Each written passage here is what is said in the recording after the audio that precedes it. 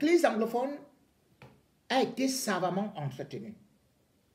Parce que ceux qui sont au sommet de l'État profitent de cela. Chaque jour, on vous annonce on a arrêté les ambazoniens, on a tué tel nombre de... Mais nous étions le 15 février, on a encore tué 4 généraux ambazoniens. Mais hier, on a encore tué d'autres généraux ambazoniens. Et le 26 avril, on vient de tuer, on vient d'arrêter 40 ambazoniens. Mais mon Dieu, ils ne finissent pas les ambazoniens et on ne fait que recruter les gens dans l'armée. Les ambazoniens là se multiplient. Chaque jour, on annonce les avancées de l'armée camerounaise. On recrute les gens dans l'armée camerounaise. Mais en fin de compte, la crise anglophone continue. Et pourquoi? Parce que, effectivement, les gens comme les Ngongo, ou encore des gens comme les Betia Samoïkonsa, tout le régime n'a pas besoin de finir cette crise. Parce que derrière ça, il y a l'argent. Le milliard, chaque fois, chaque jour, ça part. Lutte contre les ambazoniens. On veut dire acheter le matériel de guerre. On va dire signer les accords à tout le temps droit. On veut dire faire ceci et cela. On veut dire faire cela. J'ai eu à croiser donc, à interviewer quelqu'un qu'on vous présentait comme un trophée du dialogue national. Celui-là s'appelle, bien sûr, Dr. Success Nkongo.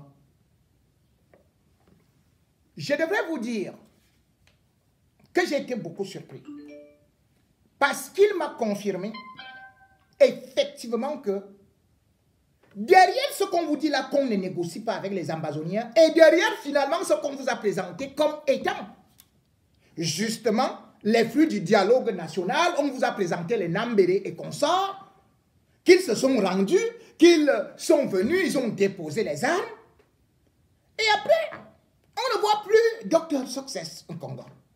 Où est-il parti? Il est reparti au Nigeria, où se trouvent des combattants anglophones. C'est pour ça que vous n'avez pas vu le défilé anglophone, le défilé ambazonien, le 1er octobre 2021. Parce que le gouvernement avait demandé à Success Nkongo, derrière, sans informer le peuple, d'aller réunir les grands généraux, les fiels marshals que vous connaissez, tout, pour pouvoir déposer les armes. Les gars étaient prêts. Sauf qu'ils ont été trompés par la machine de Biya qui voyait que son manger et sa façon de déstabiliser pour continuer à nager en eau trouble allait s'arrêter. Ils n'ont donc pas voulu faire que les négociations se poursuivent. Je vous invite à écouter cet entretien que j'ai eu avec celui-là qui était d'ailleurs le premier. Lorsque les avocats ont été tabassés, il était le premier à lancer justement le mouvement ambazonien. Et aujourd'hui, comment faire des révélations. Écoutons Success Nkongo. Vous avez été logé à Yaoundé et parti pendant combien de temps? Oh, mon frère, je suis arrivé à Yaoundé par une vol. Ce qui s'est passé, c'est que après le grand dialogue, j'ai été mis en pression par M. Padi Assanga, un grand frère que je respecte beaucoup et je continue à respecter, et puis par M. Eli Smith, et puis par mon grand frère Agbobala, que la nécessité de venir au Cameroun. Et comme le Cameroun, c'est mon pays, mon acte de naissance dit que le Cameroun, c'est mon pays, et je ne peux pas refuser cette fait. C'est Dieu qui a voulu que ça soit comme ça. Donc, je ne peux pas aujourd'hui, pour les besoins politiques, je commence à rejeter. J'ai accepté. Mais avant d'accepter, j'ai causé avec le directeur du cabinet du Premier ministère au téléphone, et à travers le téléphone de M. Lessimit, qui m'a convaincu que c'est nécessaire de venir. Et M. Eko de DGR m'a aussi convaincu de la nécessité de mon arrivée au Cameroun. Ils ont accepté les fautes, que le gouvernement a eu tort de mal gérer la crise anglophone. C'est ça qui a escalé cela à ce niveau, que cette fois-ci, on est prêt pour arranger cela. Et qu'il faut que je vienne, c'est notre pays, on ne peut pas laisser entre les mains de notre personne pour arranger, il faut que je vienne pour qu'on arrange ça ensemble. Et j'ai donc dit, avant d'arriver, il faudra que quelqu'un vienne ici au Nigeria me parler pour que je pose certaines questions pertinentes face à face et je vais donc décider. C'est cela que le Premier ministre, avec le DGR, a envoyé M. Eli Smith. Et quand M. Eli Smith est arrivé, je l'ai reçu. Quand je l'ai reçu, on a fait quelques jours ensemble. Je lui ai posé des questions. Est-ce que il m'a répondu. Et en même temps, j'ai décidé que bon, si vrai, ces gens suivaient la paix, si vrai, ces gens-ci acceptent que c'est eux qui ont mal géré la crise jusqu'à ce que ça arrive à ce niveau, qui sont prêts à changer, bon, il faut que je pas voir. Je suis donc arrivé au Cameroun. C'est pas qui a payé mon billet d'avion, peut-être c'est le DGR, oui, c'est le DGR qui a payé mon billet d'avion à l'instruction du Premier ministre. Le DGR a payé mon billet d'avion à l'instruction du Premier ministre et on est parti avec, oui, c'est le DGR parce que je connais quand M. Smith a appelé le DGR pour envoyer l'agent de billet d'avion, ils ont envoyé et arrivé là-bas, j'ai constaté que tout était coordonné par le Premier ministre. Donc, je suis arrivé à Yaoundé. Quand je suis arrivé à Yaoundé, j'ai constaté les faits. J'ai constaté les faits par moi-même. Et puis, ils m'ont parlé. J'étais impressionné par la façon d'abord qu'ils ne m'ont pas arrêté, ils ne m'ont pas mis en prison, ils ne m'ont pas tué, et ils ne m'ont pas assassiné. J'étais impressionné par ces faits. Mais je ne savais pas que j'étais un trophée politique pour eux. Donc, je ne savais pas qu'ils voulaient m'utiliser pour un besoin politique que moi, je ne connaissais pas et que je constate seulement avec le temps. Donc, c'est pour cela qu'on dit qu'il faut faire attention avec les politiciens. Voilà. Et arrivé à Yaoundé, j'ai logé à l'hôtel Jovas International au quartier Fouda, à côté de Isakam. Et j'ai fait pratiquement moins d'une semaine. J'ai fait moins d'une semaine à Yaoundé, j'espère que c'est 5 jours.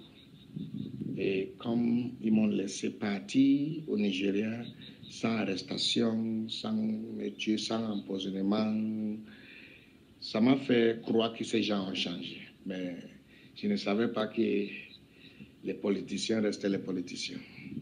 Ils ont toujours les plans, ils avaient toujours les plans, et les plans-là ne peuvent pas quitter leur cœur jusqu'à ce que ça s'achève. Voilà. Mais à Yaoundé, selon les informations que moi je détiens, vous avez été reçu par l'ambassadeur de France au Cameroun. Vous avez également été reçu par le Premier ministre Joseph Dion Ngouté et même Maxime Eko de la DGRE et d'autres personnalités. Alors, la question, où est-ce que cela s'est passé? Comment ça s'est passé? Et qu'est-ce qu'ils vous ont promis avant que vous ne retourniez au Nigeria? Mon frère, ça, c'est la partie la plus triste dans cette histoire. Quand on a un sentiment que l'ambassadeur de France te reçoit dans l'ambassade, vous mangez ensemble, vous prenez les photos ensemble, ça te donne l'impression que tu es vraiment accepté, tu es vraiment valorisé. Mais tout cela, je ne savais pas que c'était juste les gestes politiques pour les besoins politiques, pour satisfaire certains politiciens, et ce n'était pas les gestes patriotiques. J'ai été reçu par l'ambassadeur de la France au Cameroun, dans l'ambassade de France. On a mangé là-bas, on a pris les photos ensemble. Et il m'a dit, il est vivant, si je mens, il peut démentir. Il m'a dit que il va me donner. Je ne lui ai rien demandé. C'est une promesse qu'il a faite. Vu ma bonne foi, je ne lui ai rien demandé. Je n'ai rien demandé à personne. Il m'a dit que vu ma bonne foi, il va me donner visa avec 49 autres combattants que je vais venir avec. Il va les donner visa, plus le terrain en France. C'est ce qu'il m'a dit. C'est-à-dire dans l'ambassade de France. On était là-dedans. Monsieur Elie Smith était là. Ils sont vivants, ils ne sont pas morts. Ils n'ont jamais tenu à ces promesses. Ils n'ont jamais parlé de ça. Je ne les ai jamais rappelés même de ça. Parce que je ne croyais pas d'abord à ça. Je ne croyais pas d'abord à ça. Voilà. Donc, tout ce qu'il me disait, il me suppliait de rentrer au Nigeria, convaincre les autres combattants empoisonnés, de grands noms, pour venir se rendre en même temps.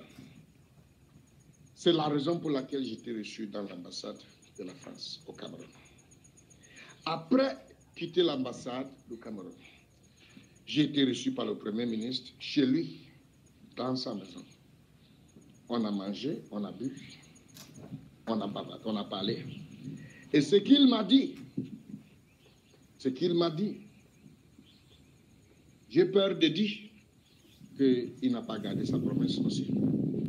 Je ne lui ai pas demandé ce qu'il va faire. C'est lui qui m'a dit qu'il faut que moi je rentre. Il me remercie pour ce que j'ai fait. Mais il faut que je rentre, convaincre plusieurs combattants pour qu'ils se rendent aussi. Et que chaque combattant, ça c'est ce que le Premier ministre Joseph Diangote m'a dit, sauf Saint-Congo, que chaque combattant que je vais convaincre, on va l'établir. He will be compensated. Je ne sais pas comment dire ça en français. Il sera établi économiquement. Comme la même façon que le feu président du Nigeria avait fait, Umaru Musa Yar'Adua, avait fait aux militants de Niger Delta. On va les établir. Et en plus de cela, s'ils déposent les armes, l'État va racheter les armes. En plus de ces compensations, l'État va racheter ces armes. Je ne vois personne, parmi tous ceux qui j'ai apportés au Cameroun, qu'on a acheté son arme. Je ne vois personne. On va parler de cette compensation après. Voilà. Maintenant, je rencontre, après le Premier ministre, je rencontre le directeur général de DGRE. Le directeur général de DGRE, M. Eko Maxime Lupo. Il me dit les mêmes choses. Mais pour lui, il était plus précis.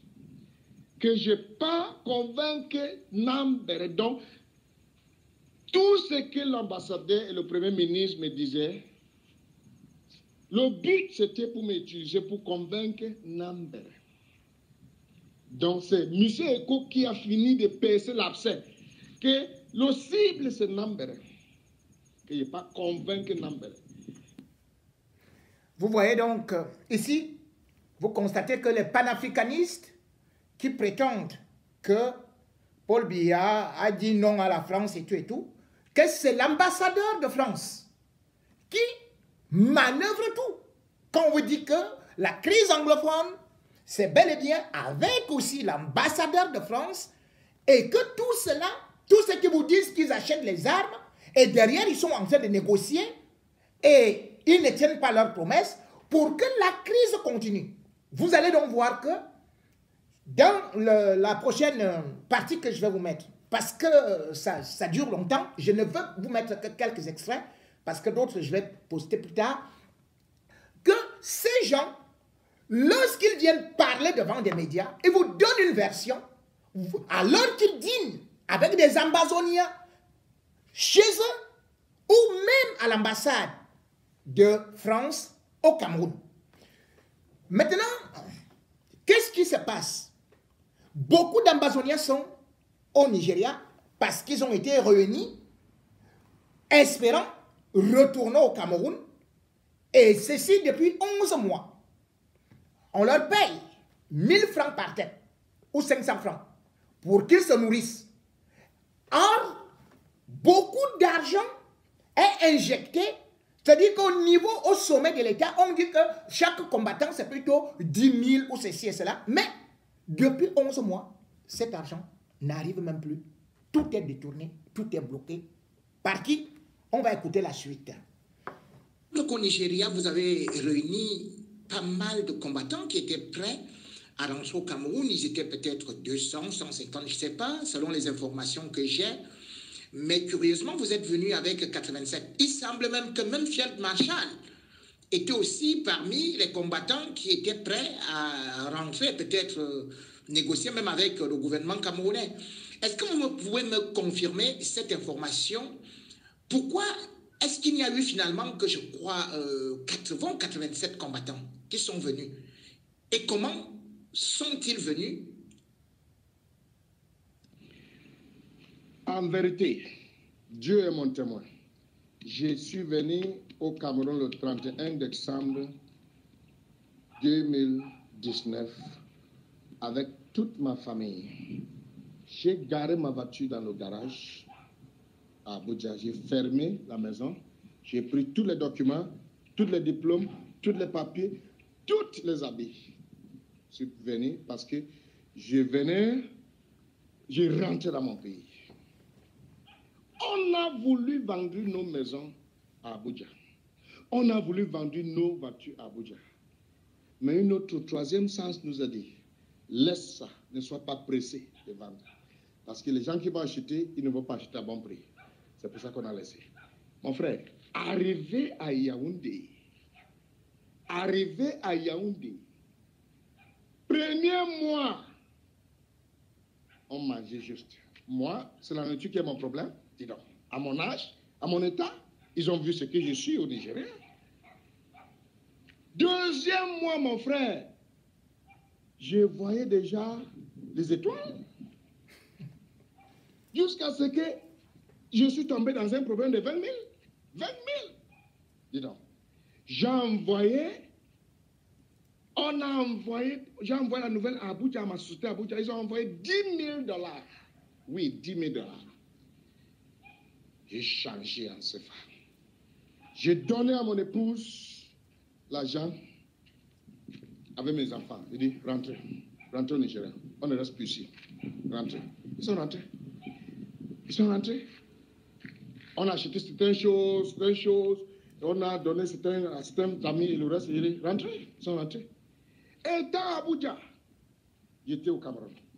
Je reste encore 2 semaines, je vois que les gens ici ne sont pas sérieux. Si ce que j'ai fait au Cameroun, c'était fait au Nigeria, c'est que non. C'est que les gens qu'on appelle les gens de Big Brother Nigeria, c'est rien. Ils sont rien. Qu'est-ce qu'ils ont fait pour gagner ce genre d'argent, pour gagner ce genre de popularité? Mais je ne faisais pas ça pour tout ça. Mais au moins un gouvernement qui reconnaît un effort patriotique ne doit pas laisser ces gens, les patriotes, pour être frustrés. Je ne les ai pas demandés. Un jour, j'ai pris mes choses, j'ai demandé, j'ai dit que bon, chérie, je suis rentré, venez. Je suis rentré. Je suis rentré à Abuja. Étant à Abuja, dès que j'arrive, c'est là où il m'appelle pour dire que tu es où? J'ai dit que je suis déjà au Nigeria. Il dit que mais tu passes sans nous dire. Il dit que je vous appelle, est-ce que vous décrochez mes appels? Vous avez déjà achevé ce que vous voulez achever. Vous ne décrochez plus mes appels. Mais j'ai quand même dit à M. Lissimil que je rentrais. Vous ne décrochez plus mes appels, vous voulez que je fasse quoi? Vous voulez que je devienne un bébé derrière vous? Non, non, pas ça. Vous allez faire ça aux autres, pas à moi. Moi, où je peux gagner ma vie. Je suis parti. Je suis rentré au Nigeria. Je n'ai pas confiance à ces gens. Je n'aurai jamais confiance à eux. C'est pour cela que je suis là, au Nigeria. Merci. Revenons à votre retour avec les combattants à Yaoundé, Simalène. Je crois qu'ils étaient 87, plus vous, ça faisait 88. Alors, qui vous a pris en charge? Est-ce, par exemple, le commandant de la CEMIL, c'est-à-dire Mbankwi? Est-ce le ministre de l'administration territoriale à Tangandji? Est-ce le délégué général de la Sûreté nationale, Martin Bargangele? Comment ça s'est passé? Qui vous a briefé? Non, monsieur, vous parlez de 2 événements différents. Où vous avez eu votre information, c'est 2 événements différents. Okay. Premièrement, En 2019, j'ai rassemblé plus de 100 combattants. À la fin de la journée, on est rentré 87, 8-7. C'est 87, non? 8-7. On est rentré 87 au Cameroun. On est arrivé en Simalin. C'est cette arrivée-là qui était mise en public, et les radios, les télés étaient au courant. Mais il y avait les autres arrivées avant cela que c'était discret. Donc, ça, c'était en 2019. Voilà. Il y a un autre groupe de combattants dont vous parlez. Ça, c'était en 2021 que je les ai rassemblés. Ils sont plus de 261 en nombre. Et tous les grands noms de combattants d'Amazon sont parmi. Je ne vais pas mentionner le nom de personne. Et Yaoundé là connaissent parce qu'ils ont envoyé les gens depuis la présidence pour venir les voir ici. Ils ont venu les voir. Ils sont plus de 261 noms. Mais est-ce que vous savez que les gens, s'ils ne veulent pas que les combattants s'y rentrent au pays jusqu'à aujourd'hui, ça fait 11 mois qu'ils sont avec moi. Les gens, s'ils ne veulent pas qu'ils rentrent au pays. Les gens, s'ils ne veulent pas qu'ils viennent se rendre. Ils viennent se rendre. Parce qu'ils ne veulent pas que la paix revienne. Ils font tout pour décourager ces enfants qui sont avec moi pour rentrer dans le champ. Et certains sont déjà rentrés, certains menacent de rentrer, certains sont encore là à cause du transport. Cependant, la plupart des grandes autorités là-bas à Yaoundé les appellent pour les proposer beaucoup de grandes sommes d'argent pour quitter là où nous sommes. Pour rentrer au champ, ils vont les donner beaucoup de sommes d'argent. Les gens, s'ils sont méchants, ils n'ont pas le cœur dedans. Ils n'ont pas le cœur. Je vous dis une vérité devant Dieu, devant les hommes. Que si tous les combattants ambazonnés ramassent les bagages et les armes, ils prennent la route de Yaoundé, ils disent qu'ils veulent se rendre à Yaoundé. Je te rassure que les gens de Yaoundé là ont possibilité, ils vont les stopper. Je n'ai pas fait ça. Parce que la guerre, s'il les donne beaucoup à manger. Surtout les membres des conseils de sécurité et tout cela. Cette guerre, c'est ça qui les nourrit. Moi, sur ce moment, je dis que cette guerre, c'est ça qui les nourrit. Ils ne veulent pas que ça finisse. Ils font tout que ça continue. Je dis, ils font tout que ça continue. Ils ne veulent pas que ça finisse. C'est moi, sur ce qu'il dit. Ils me prouvent le contraire. Ils ne veulent pas. C'est pour cela que je les ai donné le nom des Yaoundézoniens et les Anglozoniens. Ils sont plus mauvais que les Ambazoniens. Ambazonia est déjà fini depuis. J'ai fini avec l'Ambazonia depuis 2019. J'ai enterré l'Ambazonia depuis 2019. Mais les gens, c'est comme c'est eux qui sont derrière ces crises. Ils font tout pour que les choses ne rentrent pas dans la normalité. Donc voilà le mafia qui se passe. Et chaque jour, c'est nos gens qui meurent. Non, la personne qui était le technicien qui a pris charge de nous, c'était le directeur général de la DGRE, M. Eko, Maxime Léopold, sous les instructions du Premier ministre. C'est eux qui étaient chargés de cette mission de 2019. Et finalement, il semble quand même qu'il y avait les gens de la présidence qui ont aussi été en contact avec vous. Il semble même que le général Melingi s'était déplacé pour le Nigeria, envoyé par le chef de l'État. Alors, quelle était sa mission? Et puis, quel est le rôle de Ngongo? Pourquoi est-ce que Ngongo, qui pourtant avait été désigné pour négocier avec les séparatistes, diriger le grand dialogue, même à une certaine période par les autorités européennes, pourquoi est-ce que lui, il ne vous a pas rencontré? Oui, ils étaient là.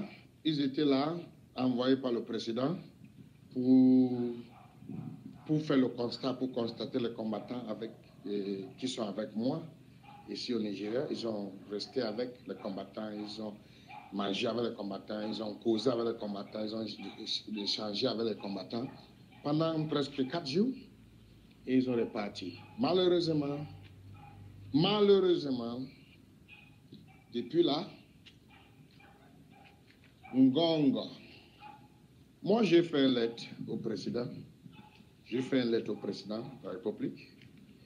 Je me suis plainte que le ministre de la Défense, le ministre de l'administration territoriale et le secrétaire général de la présidence, les trois là, j'ai dit que les trois là sont la raison pour laquelle ces enfants ne sont pas encore menés au Cameroun. Et j'ai dit que les trois là sont les patrons, les trois patrons qui vont faire tout pour que la crise reste jusqu'à l'éternité. Le ministre de l'administration territoriale, le ministre de la Défense et le secrétaire général de la présidence. Je vais vous expliquer quelque chose. Le directeur général de DGRE m'a dit, il a dit à Soshen Congo, qu'après la mission de 2019 que je suis venu au Cameroun avec les combattants et les réfugiés, le secrétaire général de la présidence est devenu jaloux de cette action parce que il est l'un de ceux qui premièrement détestent les anglophones. Oui. Ngongo n'aime pas les anglophones. Ngongo ne croit pas que les anglophones sont les êtres humains. Je vous dis. Je dis, Ferdinand Ngongo ne croit pas que les anglophones sont les êtres humains. Ferdinand Ngongo s'en fout. Il s'en fout de ce qui se passe dans les zones anglophones. Il s'en fout. Et il croit que le Cameroun, c'est sa propriété personnelle. Le directeur général de DGRE m'a dit que le Ngongo lui a appelé, lui a avisé de ne jamais mêler dans ce qui concerne les affaires anglophones. C'est-à-dire, monsieur le directeur général de DGRE, à partir d'aujourd'hui, ne résout plus les problèmes des anglophones. Ne parlez plus avec les anglophones, ne vous amenez plus dans les faits anglophones. C'est-à-dire, on ne s'intéresse pas. La seule personne... Donc, là, nous allons d'abord arrêter là. Mesdames et messieurs, vous aurez cette interview de façon exclusive sur ma chaîne YouTube dimanche. Elle est fleuve. Elle est faite de beaucoup de révélations. Et vous comprendrez pourquoi est-ce que le sang continue à couler. Et quand il dit que les gens de la présidence étaient là, c'est que Biya, qui n'a plus de main, parce que vraiment il est pris en otage par Ngongo, Biya a chargé le général Melingi, comme il vous a dit, d'aller là-bas. Vous n'avez jamais eu les images. Je vous donne juste peut-être quelques petits extraits ou un extrait. Vous allez voir comment est-ce que le général Melingi s'est déplacé pour aller au Nigeria rencontrer les familles des combattants ou même des combattants. Attendez. Vous allez voir. C'est lui qui parle là.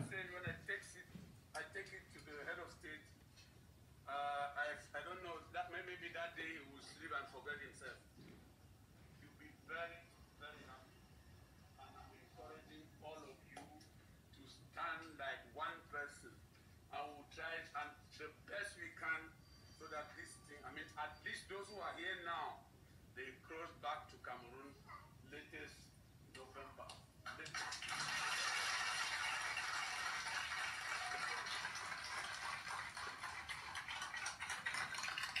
So that was the message I wanted to tell all of you, and then I wanted to greet you to see you people like this. Thank you. Ah bon, je vais aussi m'arrêter là, je ne peux pas vous montrer tous les autres éléments. C'était juste pour vous dire que on n'est pas en train d'inventer des histoires là. C'est une réalité. Le général Melingi a eu tous les rapports. Les combattants, les généraux ont fait des rapports pour mettre fin à cette guerre. Le rapport arrive à la présidence. Qui bloque encore le rapport? Chantal Ngongo. Voilà là où nous en sommes. Et vous dites que ce monsieur-là sera président. Il crée la guerre anglophone. Il l'alimente. Vous avez suivi comment Sources Congo dit qu'ils appellent des combattants pour leur dire que qu'est-ce que vous faites là-bas au Nigeria? Repartez en brousse. Combattre. Comme ça, nous, on va vous donner de l'argent. C'est eux qui financent donc la guerre d'Ambazonie. Ils ne veulent pas que ça finisse. C'est eux qui bloquent le rapport et qui bloquent même que Biya ne puisse agir. Chantal Ngongo. Et quand ils voient exactement comme ils avaient déclenché là-bas dans les régions anglophones, et c'est ce que je vous disais, ils repartent déjà encore allumer la mèche au niveau du Grand Nord. Vous vous rendez compte?